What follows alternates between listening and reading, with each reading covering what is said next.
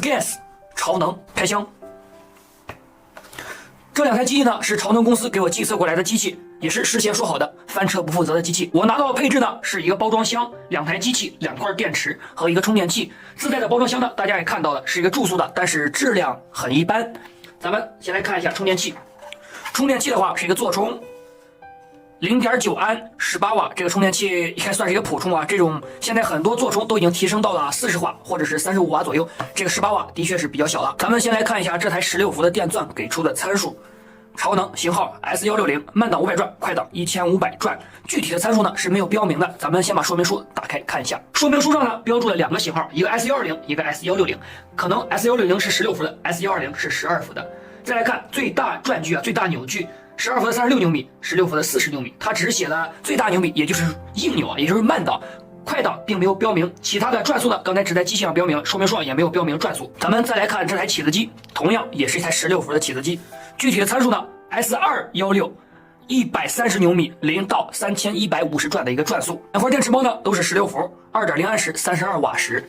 充电呢是不带充电均衡的。咱们看这有一个正极和负极。咱们现在把电芯打开，看一下使用的什么品牌。拔出来，咱们看一下字母 KAN， 这个和我们之前测的铁猫是用的一个品牌的电芯儿，是凯恩锂能的凯恩锂能。这个超能的电钻第一次到我手里，我就感觉这个配置是比较低的，对比现在很多比较火的品牌。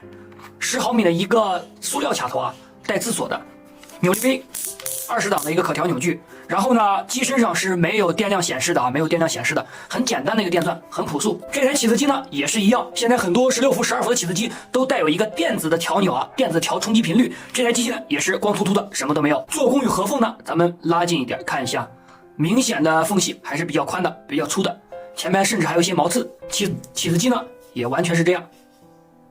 这两台机器的手感呢，也是完全一模一样的手感，都是一个16伏的。16伏的平台是非常不讨喜的，我说过很多次，电池是4方形的，手柄会很粗，握持时间长了会很不舒适。不过包胶部分呢，很让我喜欢。大家所看到的灰色部分啊，所有的灰色部分都是一个偏软的，只有虎口和前握把这里啊是一个带颗粒状的，有一些防滑的特性。这样我们看，我们这样握持的时候。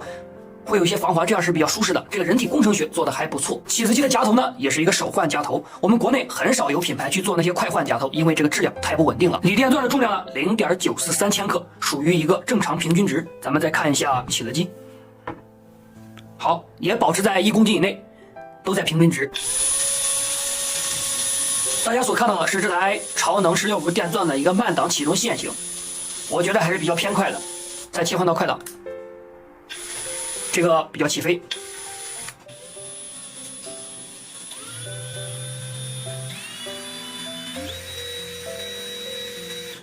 还别说，这台超能16伏电钻的同心度还挺不错。现在大家所看到的是这台超能16伏的电钻拆机后的样子，开关、转子和定子的线数，大家可以看一下。